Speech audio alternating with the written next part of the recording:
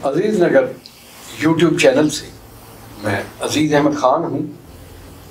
आज 6 सितंबर 2021 है, दिन पीर का। एक ऐसा दिन जो तारीख के सफ़ात पे अमर होकर रह गया है। आज से 56 साल पहले हमारी आज़ादी पर इंडिया ने शब खून मारा था। हमारा हंसता बसता मुल्क, जिसको क़याम पजीर हुए सिर्फ 18 बरस हुए थे, मसला कश्मीर की वजह से भारत ने बदनीयती का मुजाहरा करते हुए रात की तारीकी में बैनुल अक़वामी क़वानीन को रोंगते हुए हमारे मुल्क पर लश्कर पेशी की थी। लेकिन ये बात भी तारीख का हिस्सा है कि हमारी बहादुर अफवाज और गयूर अवाम ने भारतीय अज़ाइम को खाक में मिला दिया था। 6 सितंबर तारीख का एक रोशन हवाला है। इन यादों को दोहराते हैं कि जो कौमें अपनी माजी को फरामोश कर देती हैं, वक्त उनका जोग्राफिया तब्दील कर देता है। आज भी हमारे स्टूडियो में मारूफ कानूनदान और मुहक्किक Rao Mohammad Iqbal, advocate, Supreme Court of Pakistan मौजूद है। राव साहब बज़ाते खुद तारीख से शगफ रखते हैं, मज़ामीन लिखते हैं, लेकिन सबसे बड़ी बात ये कि वो एक शहीद के बेटे, उनके अंदर बहादुरी की वही मिट्टी पोशीदा है जो वतन के दिफा में कहीं ना कहीं खुशबू बन के महकती है। मैं अजीज़ नगर यूट्यूब चैनल की जानिब से live with Aziz Khan program में आपको खुश आमदीद कहता हूँ, और इस प्रोग्राम के प्रोड्यूसर और डायरेक्टर जमान खान की जानिब से आपका शुक्रगुजार हूँ कि आज एक ख़ुसूसी दिन पर आप हमारे स्टूडियो में तशरीफ़ लाए। Thank you very much. Rao साहब, जैसा कि मैंने इब्तदाई गुफ्तगू में कहा कि 6 सितंबर हमारे लिए एक ख़ास अहमियत का दिन है। मैंने कहा कि पाकिस्तान को मारज़ वजूद में आए हुए सिर्फ 18 साल बीते थे, लेकिन भारत जो पहले ही कश्मीर की वजह से किसी न किसी एतबार से पाकिस्तान को जंग के मैदान में धकेलना चाहता था, उसने साजिशों और रेशा दमानियों का मुजाहरा करते हुए फिर एक महाज खोला, और उसका ये ख्याल था कि पाकिस्तान अददी और अफवाज की तादाद के एतबार से शायद छोटा मुल्क है, तो हम इसको फौरी तौर पर मगलूब कर लेंगे।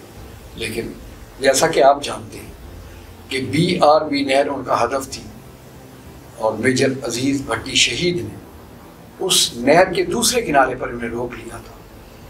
जुर्रत, हमीयत और बहादुरी की एक नई दास्तान तख्लीक की, तहरीर की हमारी बहादुर अफवाज ने। आप चूँकि मैंने पहले अर्ज़ किया कि शहीद के बेटे, आप एक मखसूस पस मंज़र से ताल्लुक़ रखते हैं, पहले तो ये बताइए कि इस दिन की अहमियत के हवाले से आप क्या कहना चाहें? देखिए जी, 6 सितंबर 1965 का जो दिन है, जो इवेंट है, वो इंतहाई अहमियत का हामिल है। और ये हमारी हिस्ट्री में इसकी अहमियत इस तौर पर भी है कि ये जो जंग लड़ी गई इंडिया और पाकिस्तान के माबैन, एक बहुत बड़ी जंग थी। सही। और इसका जो रिज़ल्ट है बतौर दिफा जो हमारे हक़ में आया, और हमारी मुसल्लह अफवाज ने इंतहाई जुर्रत, बहादुरी और शुजात का मुजाहरा किया और जानों के नजराने पेश किए, और हमने पाकिस्तान का जिस तरीके से कम फ़ौज होने के बावजूद भरपूर अंदाज में दिफा किया, वो एक तारीख़ में एक यादगार इवेंट है। और आइंदा नस्लों को ये बताने के लिए, इसको उजागर करने के लिए इस चीज़ की बहुत अहमियत है कि इस दिन को सेलिब्रेट किया जाए। सही। और आइंदा नस्ल जो है हमारी, उसको, और जो मौजूदा नस्ल है उसमें सिलेबस में भी इसको एक तरीके से उजागर किया जाए। और फिर ये कि जैसे पहले कभी 6 सितंबर पर टैंकों नुमाइश होती थी, बच्चों में एक वो पैदा होता था जज्बा, खुशी का जज्बा, और ये बताया जाता था कि जी हमने इस मुल्क को हासिल करने के बाद जिस तरीके से दिफा भी किया, पहले तो हासिल करने के लिए कुर्बानियाँ दी, फिर इस मुल्क की सलामती को दिफा किया। ये बहुत बड़ा एक काम है जो हमारी अवाम ने और मुसल्लह अफवाज ने किया, और ये तारीख़ का एक बहुत बड़ा हिस्सा है। आपने बहुत खूबसूरत बात की कि नई नस्ल को हमारा ये तारीख़ी विरसा हमें मुंतकिल करना चाहिए, और उसका बेहतर तरीक़ा ये है कि सिलेबस में, मुझे जहाँ तक याद पड़ता है, एक ज़माने में तदरीसी निज़ाम का हिस्सा था, सितंबर 1965 की जो जंग थी, इसके बारे में पढ़ाया जाता था। आहिस्ता आहिस्ता हम इन बातों को फरामोश करते चले गए। लेकिन आपने बहुत अच्छी बात की कि हमें अपने ताबनाक माजी को दोबारा से वापस लाने के लिए बेहतर ये होगा कि हम अपनी उन यादों को नई नस्ल तक मुंतकिल करें। तो राव साहब, आपने जहाँ बात की, मैं सिर्फ यहाँ ये अर्ज़ करना चाहूँगा, आपसे तो ढेर सारी बातें होंगी और आपके पास तो मालूमात का एक ख़जाना है। मैं आपसे ज़ाती हैसियत में शहीद के बेटे होने की वजह से भी कुछ क्वेश्चन करूँगा, लेकिन आपने अच्छी बात की कि तदरीसी निसाब में ये चीज़ें शामिल होनी चाहिए। इसी तरह से राव साहब, आप तो जानते हैं कि मिली नगमे और कौमी तराने जो एक ख़ास जज्बे से मुतासर होकर लिखे जाते हैं, तो वो भी तो कौम को मुतासर करते हैं। 100%। इतने बरस बीत गए राव साहब, अब भी बाज़ तराने ऐसे हैं जिन्हें हम सुनते हैं तो यूँ लगता है कि हमारे लहू में एक जोश और एक वलवला पैदा हो गया है। ये मिली नगमे जो जंग 1965 के पस मंज़र में तहरीर किए गए थे, हमारे बड़े शुअरा और नामवर दानश्वरों ने लिखे थे। आज भी उनको सुने तो यूँ महसूस होता है जैसे हमें एक नई ज़िंदगी मिली है। आपका क्या ख्याल है?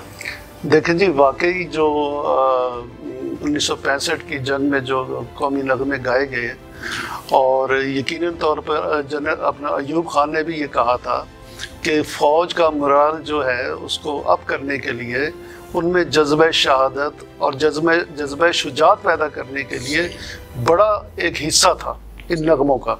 तो लिहाजा बहुत खूबसूरत नगमे लिखे गए थे और कहे गए, तो सब अच्छे लगते हैं। कोई भी आप सुना दें। राव साहब, एक बड़ी खसूसी बात है, और वो ये कि उस ज़माने में अभी टेलीविज़न का आगाज़ नहीं हुआ था। अगर हुआ था तो वो शायद एक कमरे में कहीं मौजूद हो। रेडियो मौजूद होता था जो हमारे लिए तफरीह का सामान भी मुहैया करता था और हंगामी हालात में हर्फ व सौत की दुनिया से हमें गाइड भी करता था। 1965 की जंग में रेडियो का एक ख़ास किरदार है, और जब हिंदुस्तान की बुज़दिल फ़ौजें हम पे हमलावर हुई तो उस वक्त के सदर फील्ड मार्शल मोहम्मद अयूब खान ने वलवला अंगेज़ एक तकरीर की थी, और हमने उसकी रिकॉर्डिंग भी सुनी है, और उस वक्त के तराने आज भी मौजूद हैं। और मैनेजमेंट तो आपने बहुत अच्छी बात की कि कोई से सुना दे, लेकिन मैं अपनी बहादुर अफवाज की नज़र, उनकी बहादुरी और हमीयत को याद करते हुए तराना सुनाऊंगा, ये पुत्र हटाते नहीं बिकते। ये तराना आप जानते हैं कि सूफ़ी गुलाम मुस्तफ़ा तबस्सुम ने लिखा। बच्चों के लिए वो नज़में लिखते थे, टूट के दो मुर्गे थे, दोनों थे होशियार। आपने भी अपने ज़मानों में पढ़े, हमने भी, लेकिन वो बहुत अच्छे शायर थे। मलिक तरन्नुम नूर जहाँ इस तराने के बारे में कहती हैं कि मेरी एजाज़ दुरानी से नई नई शादी हुई थी, मैं अपने बच्चों को स्कूल से लेने जा रही थी, 3-4 बरस हुए होंगे उनकी शादी को, तो मुझे अचानक रेडियो पाकिस्तान से टेलीफोन आया। जंग तो जारी थी, लेकिन मुझे बुलाया गया कि मैडम आप फ़ौरन रेडियो पाकिस्तान के अहाते में पहुँचे, एक तराना आपने रिकॉर्ड करना है। अब देखें, बड़े लोग थे। हंगामी तौर पर सूफ़ी गुलाम मुस्तफ़ा तबस्सुम ने ये तराना लिखा, उसकी धुन कंपोज की गई, और मलिका तरन्नुम नूर जहाँ ने जिस लय में गाया है, यूँ लगता है कि हमारी रूह को चीरते हुए ये आवाज़ अफलाक को जाती है। बेशक। तो फिर उस जंग को भी याद करते हैं, उन शहीदों को भी याद करते हैं जिनके लहू की वजह से आज हम आज़ादी का सांस ले रहे हैं। एक पुत्र हटाते नहीं बिकते, ये नायाब लोग थे। मैं इन्हें खिराज अकीदत पेश करता हूँ। तराना मैं आपको सुनवाता हूँ, बल्कि हम सुनते हैं, ये पुत्र हटाते नहीं।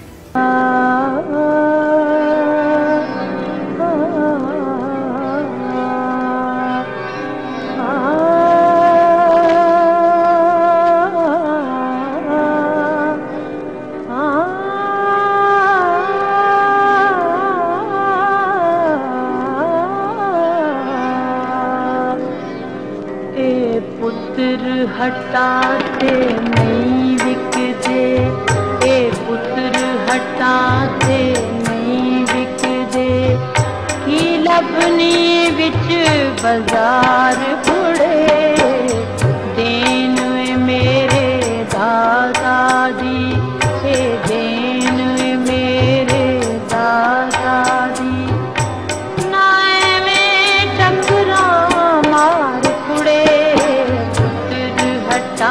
ते नहीं विकदे।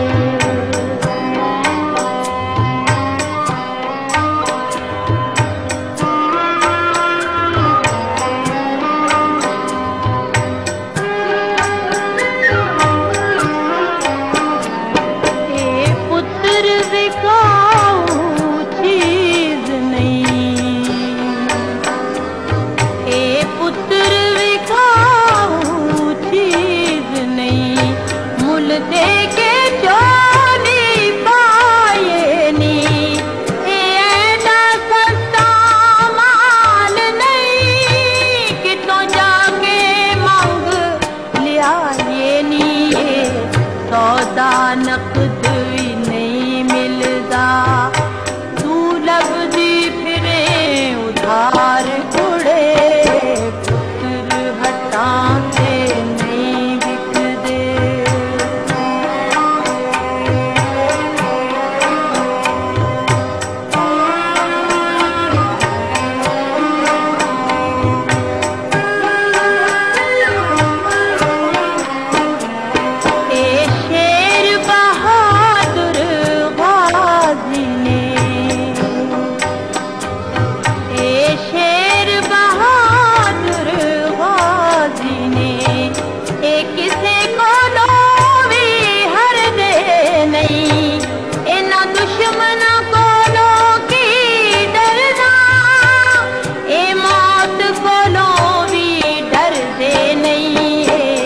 अपने देश दी इज्जत तो जान अपनी देंदे वार कुड़े, पुत्र हटां ते नहीं विकदे।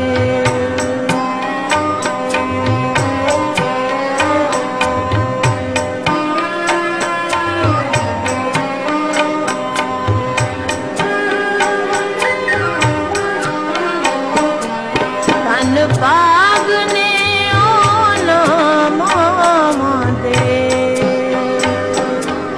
धन बाग ने आना मामा दे, जिन्ना मामा दे जाए ने, धन बाग ने बैल परावा दे, जिन्ना मोतियां वीर खिडाए ने, मान ने माना वालियां दे, नहीं इस जितनू सार कुड़े, पुत्र हटां ते नहीं विकदे।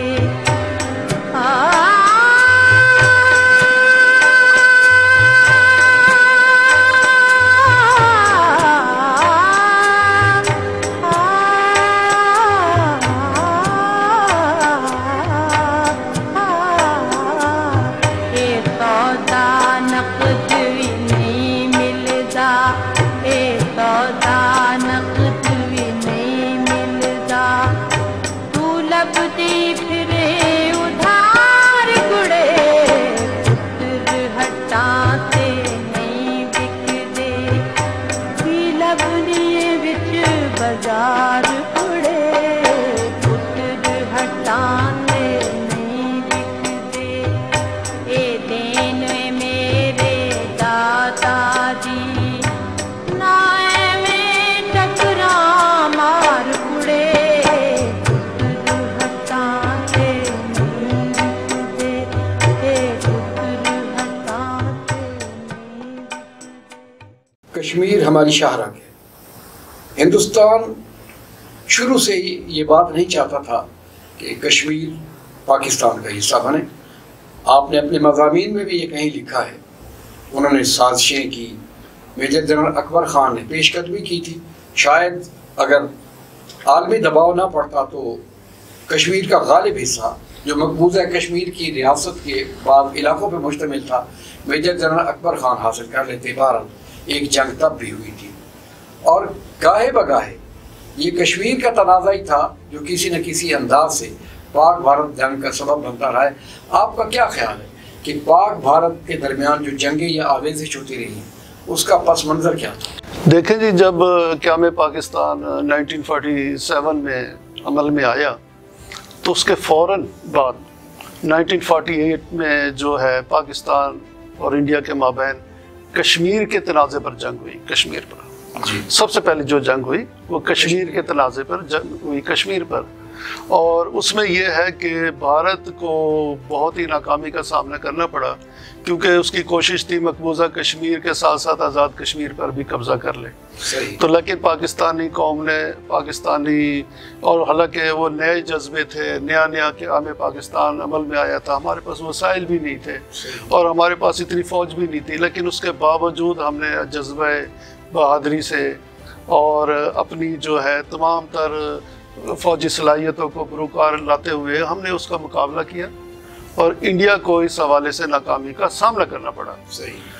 फिर ये वाक़या 1965 में, ये तकरीबन बात है अप्रैल 1965 की। जी। तो रन ऑफ कच्छ पर इंडिया ने एक हमला किया। सही। रन ऑफ कच्छ पर इंडिया ने हमला किया, वो हमारी अफवाज ने उसको रिपल्शन होने पर और पसपा होने पर मजबूर कर दिया। इंडिया ने जो है लाहौर पर बॉर्डर पर हमला किया और उनके ख्वाब थे कि हम लाहौर पर कब्जा करके लाहौर में नाश्ता करेंगे, चाय पिएंगे। सही। और इतने वो पुरुम्मीद हो चुके थे, जबकि उन्हें ये बिल्कुल खबर नहीं थी कि उनको किससे वास्ता पड़ा है। सही बात। क्योंकि यहाँ पे गयूर कौम रहती है जिनके खूनों में गैरत है, खून में बहादुरी शामिल है और फिर जज्बा ईमानी है।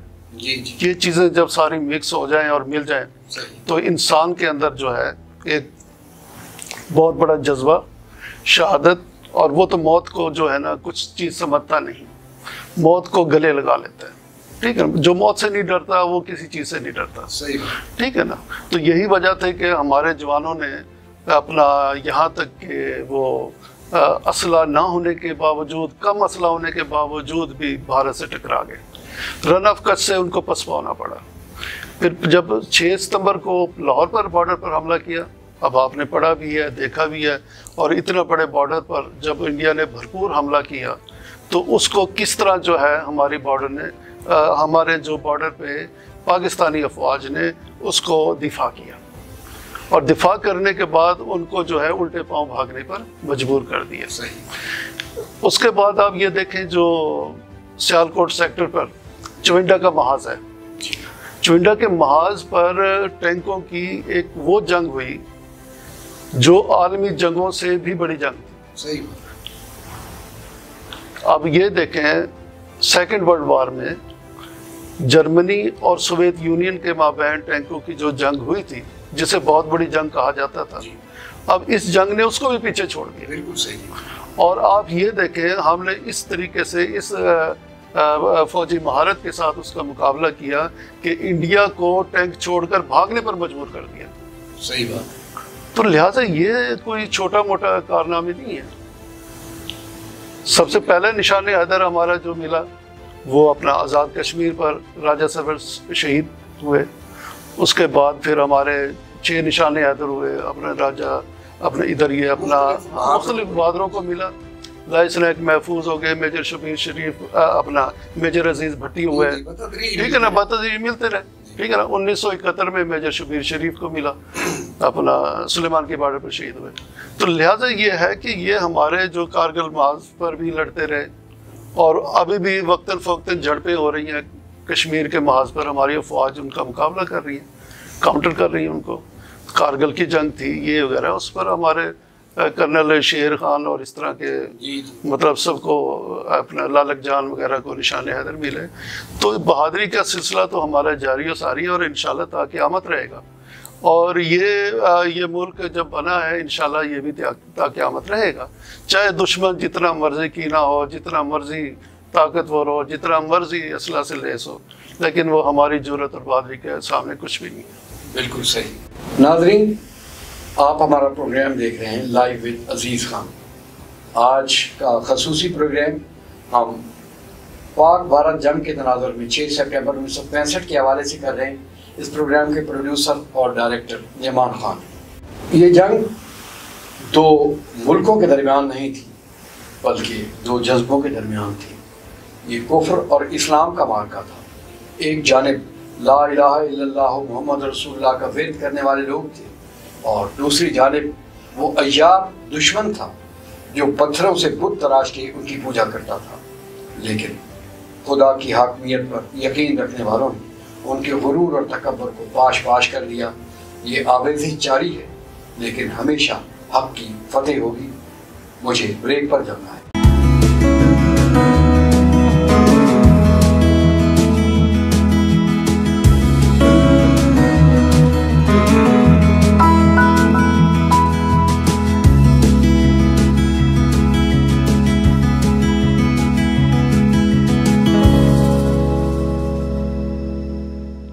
Welcome back. हमारी बर्री अफवाज ने जिस जुर्रत और हमीयत का मुजाहिरा किया वो तारीख का रोशन बाब है। आपने वजह फरमाया कि चविंडा का मैदान हिंदुस्तानी टैंकों का कब्रिस्तान साबित हुआ था। बिल्कुल। लेकिन इन्हें कवर किया था हमारी बहरिया ने भी, नेवी ने भी, और हमारी फिजाइया के शाहीनों ने हिंदुस्तान के तैयारों को इस तरह से, जिस तरह से चील और कबों को मारा जाता है, इस तरह से मारा था। आप जरा एयरफोर्स के बारे में बताइए कि उसके क्या कारनामे थे। देखिए जी, एयरफोर्स ने हमारे जो कारनामे अंजाम दिए वो कारनामे हैं, वो रिकॉर्ड है जो आज तक कायम है, और उसको किसी भी एयरफोर्स ने, किसी भी मुल्क की एयरफोर्स ने उसको नहीं मतलब तोड़ सकी आज तक। हमने इंडिया के जो हंटर त्यारे थे, MM आलम हमारे जो हीरो थे 1965 के, जिसको लिटिल ड्रैगन के नाम से भी याद किया जाता है। मोहम्मद महमूद खान उनका नाम था, आलम, मोहम्मद महमूद आलम, तो शॉर्टकट में उन्हें MM आलम के नाम से। तो उन्होंने एक ही वक्त में, 1 मिनट में इंडिया के 5 हंटर त्यारे मार के गिराए। अच्छा, 5 हंटर त्यारे 1 मिनट में गिराए। ये एक रिकॉर्ड है, आलमी रिकॉर्ड है। सही। तो अब ये देखें कि जी यहाँ से हमारी एयरफोर्स अफवाज की जो है ना पेशा वराना महारत और जुर्रत को आप देख सकते हैं और जज्बे को देख सकते हैं, ठीक है ना। फिर राशिद मिन्हाज थे एयरफोर्स में हमारे, उन्होंने जिस कौमी जज्बे से सरशार होकर जैसे शहादत का रुतबा पाया और मुल्क से वफादारी का सबूत दिया, तो वो उनको भी निशान हैदर से नवाजा गया। तो इसी तरह हमारी जो नेवल अफवाज है, उसने जो है हमारी जो है बहरी सरहदों की और समंदर की जिस तरह हिफाजत की, जिस तरह दिफा किया, तो वो भी एक काबिल सताइश है। जी हाँ, राव साहब, आप बयान फरमा रहे हैं, उन्होंने द्वारका को तबाह किया। बिल्कुल, हाँ, तो इंडिया का एक बड़ा हेडक्वार्टर, बहुत बड़ा हेडक्वार्टर था, उसको तबाह किया। और जो है उन्होंने बड़े अच्छे अंदाज में जो है ना वहाँ पे नाको चने चुबाए, और वो हम हावी रहे।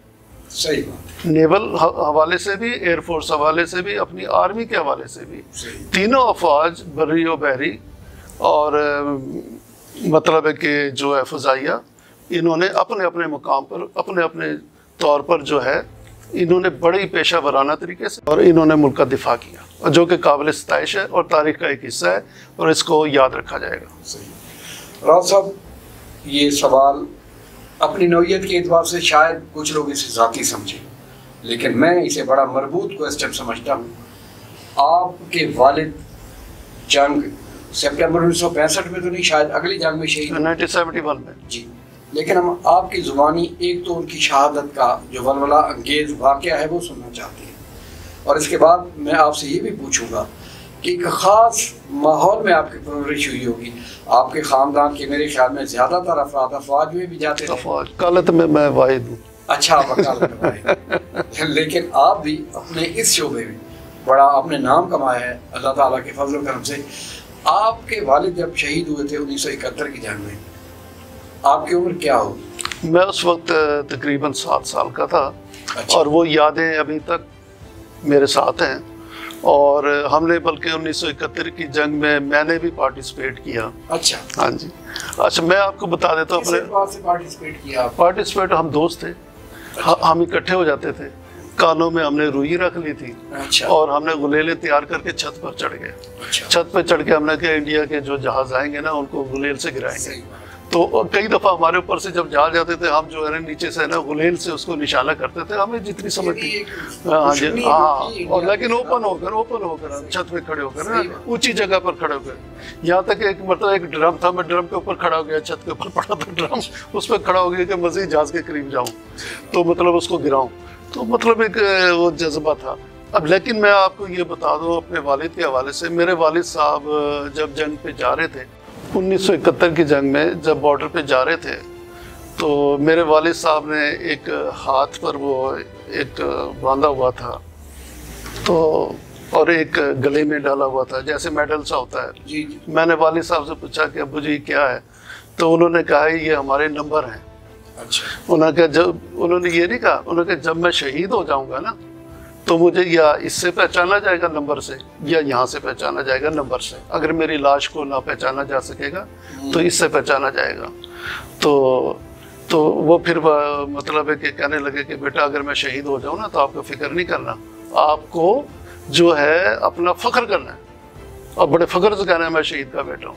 तो वो हमें बड़ी तसल्ली देकर गए, मेरे भाइयों को भी, दूसरों को भी। अच्छा, उसके बाद ये कि जब सुबह सुबह अजान के टाइम निकले, नहा धोकर तैयार होकर यूनिफॉर्म पहन के बॉर्डर की तरफ जाना था उन्होंने, तो बॉर्डर था सुलेमान की बॉर्डर पे। अच्छा। सेक्टर पे, क्योंकि वो रेंजर्स में थे। जी जी। अच्छा। वो रेंजर्स में थे, तो रेंजर्स के जो महाज थे, हमारे भावलपुर हेडक्वार्टर था, विंग हेडक्वार्टर जिसे कहते हैं, डेजर्ट रेंजर्स था उस वक्त। तो वो जो था अपने सुलेमान की हेडक्वार्टर जो अब है, वो सुलेमान की सेक्टर था, उससे आगे जो पोस्ट थी के पोस्ट थी, जो कि अब मेरे वालिद साहब के नाम पे तहसील शहीद पोस्ट। अच्छा। तो फादर का सेक्टर के पास ना। अच्छा, अब ये हुआ कि वालिद साहब जब जाने लगे तो उन्होंने मुझे उठा के गले लगाया, मैं नींद में था, जैसे गले लगा के प्यार किया। उसके बाद जब जाने लगे तो मैं फिर उठ के खड़ा हो गया। बस मैंने आखिरी दफ़ा यूँ देखता गया, वो आखिरी दफ़ा मैंने वालिद साहब को देखा जाते हुए मास पे। फिर अच्छा, फिर क्या हुआ कि ये मैं बताना चाह रहा हूँ जंग के हवाले से। तो जिस माज पर मेजर शबीर शरीफ निशान हैदर 1971 को शहीद हुए, उसी महाज पर सेक्टर पर मेरे वालिद साहब शहीद हुए पहले, एक हफ्ता पहले हुए। अच्छा। तो एक आखिरी उनका ख़त आया, उन्होंने कहा जी मैं बतौर प्लाटून कमांडर हूँ, और हमने जो है ना फाजिल का सेक्टर पे आगे मतलब है कि उनकी चौकी पे कब्जा कर लिया है, और ये चौकी बड़ी अहम है इंडिया की, वो उसे छुड़ाने के लिए किसी भी वक्त भरपूर हमला करेगा, और अगर हम इस हमले में शहीद हो जाऊं तो मेरी वालदा को मुखातिब करते हुए तुमने फ़िक्र नहीं करना, ये मैं बच्चे अल्लाह ताला के हवाले करके जा रहा हूँ, अल्लाह ताला इनका निगहबान है, और बिस्तर पर पड़ के तो सब ने मरना है, कभी ना कभी मरना है। बिस्तर पर पड़ के मरने से बेहतर है मैदान जंग में शहीद होना। तो इससे बड़ी मेरे लिए कोई वो नहीं होगी अगर मैं शहीद हो जाऊँगा। तो अगर मैं शहीद हो जाऊँगा तो वही फ़िक्र है कि तुम्हें फ़िक्र नहीं करनी चाहिए, तुम्हें फ़ख्र करना चाहिए कि तुम शहीद के औलाद हो। लाख दुनिया कुछ कहती रही, लेकिन हमारी बहादुर अफवाज ने जिस नौजवान के जो नजराने पेश किए हैं, इस वतन के दिफा के लिए कोई उनका हमसर नहीं हो सकता। ये राय हक के शहीद हैं। वफा की तस्वीरें। नाज़रीन, एक तराना सुनते हैं। मुशीर काज़मी ने लिखा और नसीम बेगम ने गाया। मुशीर काज़मी वही शायर हैं जिन्होंने एक गीत फिल्म दुपट्टा के लिए लिखा था, सब जग सोए हम जागे तारों से करें बातें। ये बड़े लोग थे, क्या अल्फाज थे और गायकी का क्या अंदाज है। और उन शहीदों को याद करते हैं और तराना सुनते हैं। राय हक के शहीद हो, वफा की तस्वीर हो, तुम्हें वतन की हमारे सलाम के।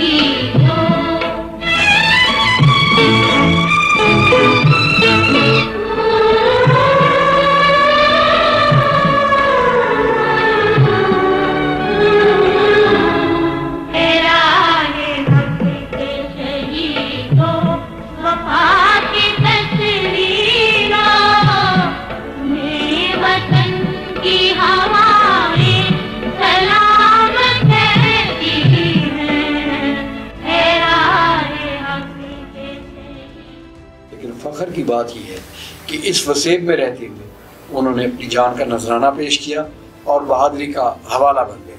लेकिन कुछ थोड़ी सी तफसील बताइए उनकी शहादत के मुताबिक, लोग आपको देख रहे हैं, सुन रहे हैं, ताकि वो आगाह हो सके कि उन्होंने शहादत कैसे पाई। देखिए जी, जो मैं अब वाक़या बताऊंगा शहादत का, वो शहीद के रुतबे को वाजे करना। जब मेरे वालिद साहब शहीद हुए, वो तो पहले तो ये था ना, मार्का जब हुआ तो वो जो वहाँ पर मेरे वालिद साहब के साथ थे जो ज़ख्मी हुए, जो हमारे रेंजर्स के साथ थे, फर्स्ट अटैक क्योंकि रेंजर्स ने उधर काउंटर करना होता है, उसके बाद फिर रेगुलर आर्मी आती है। तो रेगुलर आर्मी जब आई तो उसमें मेजर शबीर शरीफ निशान हैदर शहीद हुए। तो उससे पहले जो फर्स्ट अटैक था रेंजर्स का, वो वालिद साहब बॉर्डर पे थे एज ए प्लेटून कमांडर। वो बता रहे थे कि जो शरीफ क्या था, राव तहसीन अली खान। अच्छा, राव तहसीन अली खान। अच्छा, वो जब वो जो गवाहान थे, वो जो ज़ख्मी थे जो मेरे वालिद साहब के साथ थे, वो उन्होंने अपनी आंखों देखा हाल बताया। उन्होंने कहा जी राव साहब जब ऊपर है ना एक मतलब मशीन गन लगा के बैठे हुए थे एक ऊंची जगह पर ना, टीले पर, ताकि दुश्मन नज़र भी आता रहे। तो जो ही वो अटैक हुआ तो उन्होंने उल्टा जो है ना, इंडिया वालों ने चक्कर देने के लिए पाकिस्तान के नारे लगाने शुरू कर दिया। अच्छा, कि पाकिस्तान जिंदाबाद, नारे तकबीर अल्लाह अकबर। तो हम कहने लगे कि लगता है हमारी कोई मतलब इमदाद के लिए फौज आ रही है। तो मेरे वालिद साहब ने कहा नहीं, ये चाल है, ये अफवाज नहीं आ रही, ये अटैक हो रहा है और ये चक्कर देकर आ रहे हैं। वही हुआ, कुछ देर बाद उन्होंने जय हिंद के नारे लगा के हमला कर दिया। जब हमला किया तो वालिद साहब ने मशीन गन से उनके काफ़ी लोगों को जो है हलाक किया मशीन गन से। अच्छा, अब देखें एक जज्बे की बात, जब मशीन गन से हुआ उसके बाद वो फायरिंग भी करते रहे मोर्चों से। उसके बाद जब मशीन गन से एमिनेशन ख़त्म हुआ, मोर्चों में चले गए, वहाँ से फायरिंग करते रहे। आखिर में क्या हुआ, जो आखिरी था वो ये था कि बैनेट फाइटिंग। अच्छा, बैनेट फाइटिंग तब होती है जब दोनों साइड पे एमिनेशन ख़त्म हो जाए। सही बात। और काफ़ी देर मुकाबले के बाद ही एमिनेशन ख़त्म होता है, इस तरह नहीं होता। उसके बाद क्या हुआ, जब बाहर निकले मोर्चे से तो वो कहने लगे जी हमने राव साहब के पकड़ा, ज़ख्मी जो बता रहे थे वो भी राव साहब अब वालिद साहब के मोर्चे में थे। उन्होंने रोका तो वालिद साहब ने कहा नहीं नहीं, मैं मतलब जाऊंगा, मैं जंगी कैदी नहीं बन सकता किसी सूरत, और ना मैं पीठ दिखाकर भाग सकता हूँ, मैं इसका मुकाबला करूंगा चाहे मुझे अकेला लड़ना पड़े। कहते वो बाहर निकले और वो उस टाइम होते थे बैनेट। अच्छा, जिसे बैनेट फाइटिंग भी कहते हैं। वो बैनेट होता है एक छुरा, वो राइफल के आगे जब एमुनेशन ख़त्म हो जाता है ना तो उसमें लगा देते हैं और फिर वो बैनेट फाइटिंग करते हैं। और एक होती है संगीन, जिसे सुआ सा कहते हैं, वो संगीन होती है, लेकिन वो बैनेट लगाकर जो है ना बैनेट फाइटिंग की। बैनेट फाइटिंग में उनके 5 जो लोग थे उनको सिर्फ बैनेट फाइटिंग से मारा मेरे वालिद साहब ने। अच्छा, हाँ जी। उसके बाद मेरे वालिद साहब की जो लाश थी उसके ऊपर एक भी गोली का निशान नहीं था, मां सिवाय इसके कि बैनेट फाइटिंग के।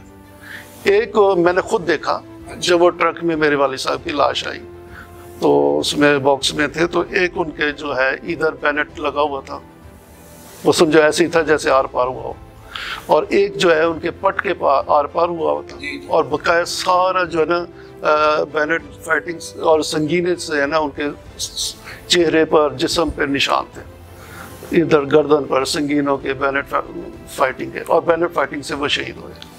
उसके बाद हालात सही नहीं थे, तो जो मैं असल वाक़या बता रहा हूँ, 4.25 महीने मेरे वालिद साहब की जो लाश को अमानतन कब्रिस्तान सुलेमान की बॉर्डर पे है, वहाँ रखा गया 4.25 महीने।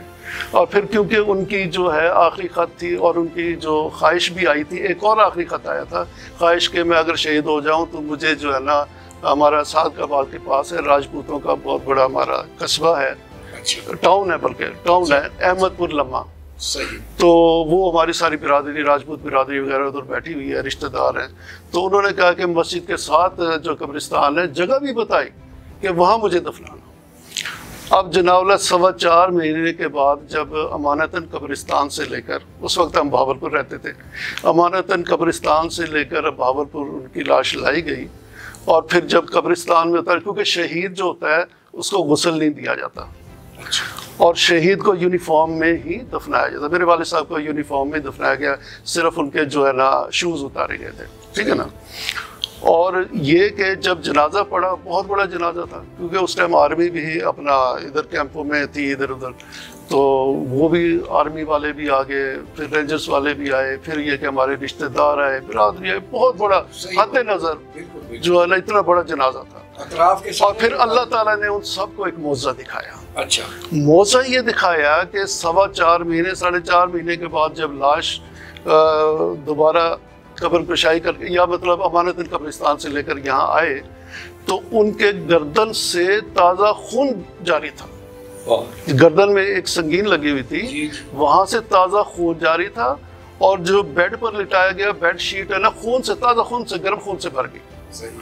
और फिर यह है कि उनके बाजू, और सर्दियाँ थी इंतहाई, उस टाइम दिसंबर में था जब शहीद हुए, और उसके बाद इतने अरसे 4 महीने वो रहे अपना कब्रिस्तान में, उसमें अमानतन, तो उनके बाजू ऐसे मैं यूँ हिलाता था, हिल जाते थे, और ऐसे ही हुआ। और फिर मैं पूरे रास्ते ट्रक है ना, समझो कि उनके सीने पर सर रख के है ना, मेरा भी सारा खून खून हो गया था, मैं भी उनके सर रख के जाता रहा। इतनी मोहब्बत थी मुझे, क्योंकि मुझसे वो बहुत मोहब्बत करते थे, छोटा था मैं उनसे मोहब्बत करता था, बहुत अटैच था मैं।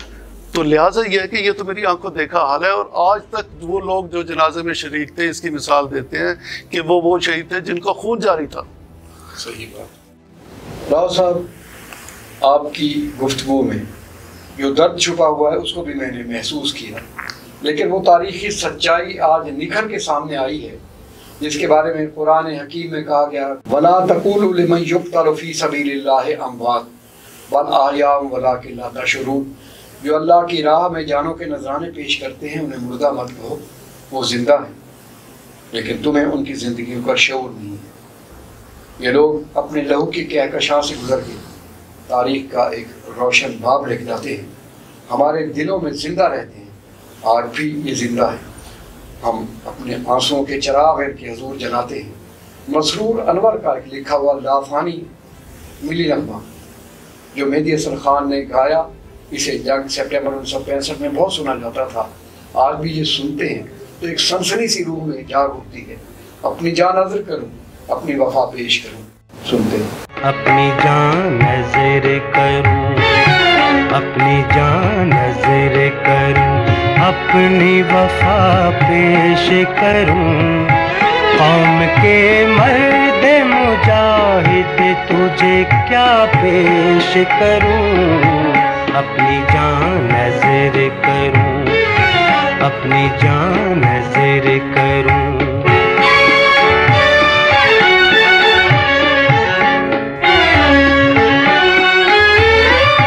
दिल में पैदा किया एक जज्बाए ताज़ा तूने, मेरे गीतों को नया हौसला बख्शा तूने।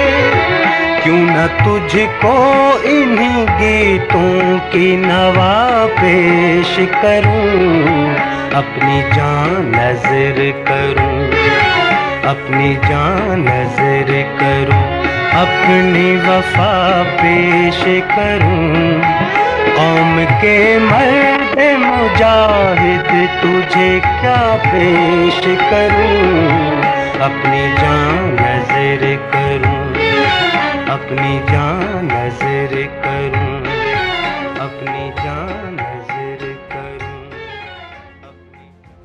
राव साहब, आपके बचपन की बात, जैसे आपने कहा कि मेरी 6-7 साल उम्र थी, तो वालिद साहब की शहादत के बाद घर का माहौल तो सोगवार हो गया होगा। देखें जी, उस वक्त जहाँ तक माहौल की बात है सोगवारी की, तो सबसे छोटा जो मेरा भाई है उस वक्त वो गोद में था, वालदा की 1.5 साल का था। और उससे जो मुझसे छोटी बहन थी वो उस टाइम 3.5 साल की थी, और मैं उस टाइम 7 साल का था।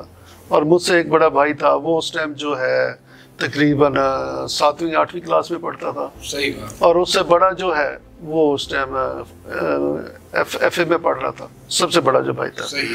तो लेकिन बात ये होती है कि वालिद जो होता है ना, उसकी यादें तो उसके साथ हमेशा रही होती हैं, क्योंकि मैं बचपन की यादें तो बहुत यादें होती हैं, और सबसे अच्छी मेमोरी बचपन की होती है। सही।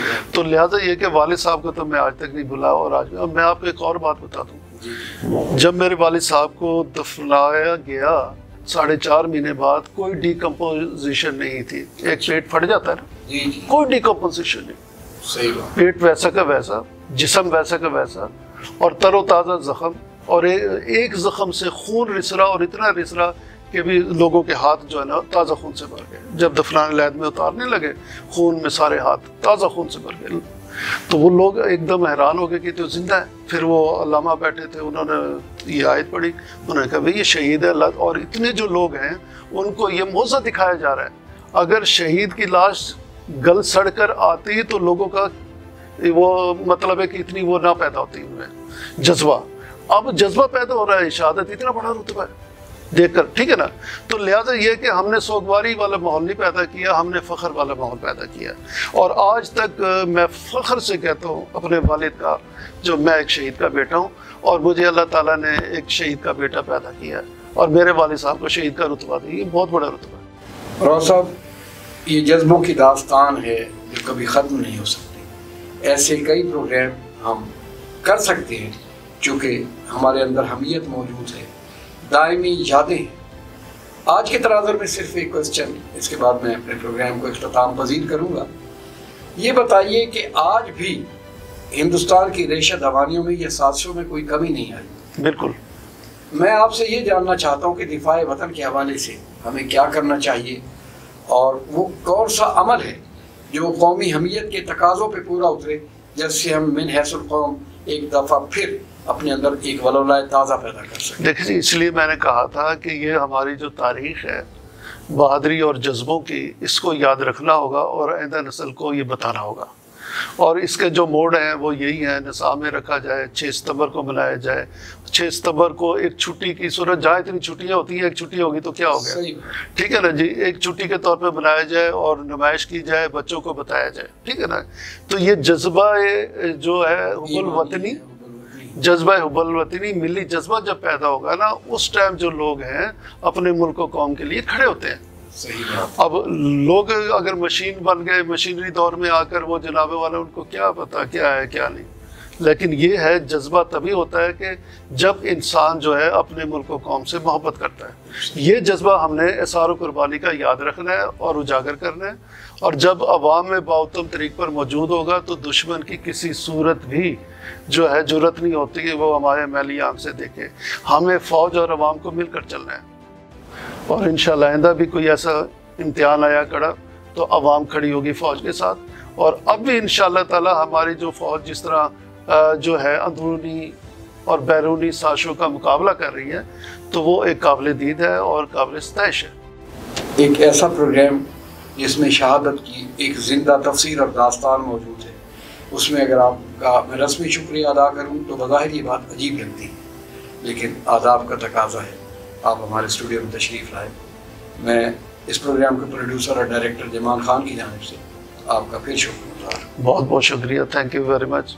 और इस इवेंट पे बुलाना और मेरा बोलना मेरे लिए एक काबिल फ़ख्र है। नाज़रीन, पाकिस्तान लहलहाती फसलों और गुनगुनाते आबशारों की हसीन सरज़मीन, ये अतिया खुदाबंदी है जिसके लिए हमारे असलाफ ने खूब रंग कुर्बानियाँ दी। ज़रूरत इस अमर की है इन कुर्बानियों को याद रखा जाए और दिफाए वतन के हवाले से तमाम इदारे बशमूल फ़ौज और पाकिस्तानी अवाम को एक होकर सीसा पिलाई हुई दीवार बन के अपने वतन का दिफा करना चाहिए। और यकीनन अगर ऐसा लम्हा आया तो ऐसा ही होगा कि सैयद अली गिलानी को भारत ने खौफजदगी के आलम में रात की तारीकी में दफन किया है।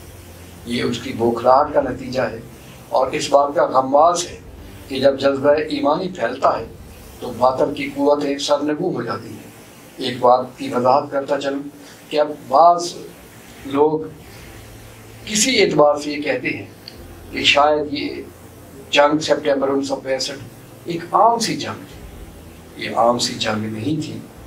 हमें अपनी तारीख को सही सियाको सबाक के साथ याद रखना चाहिए।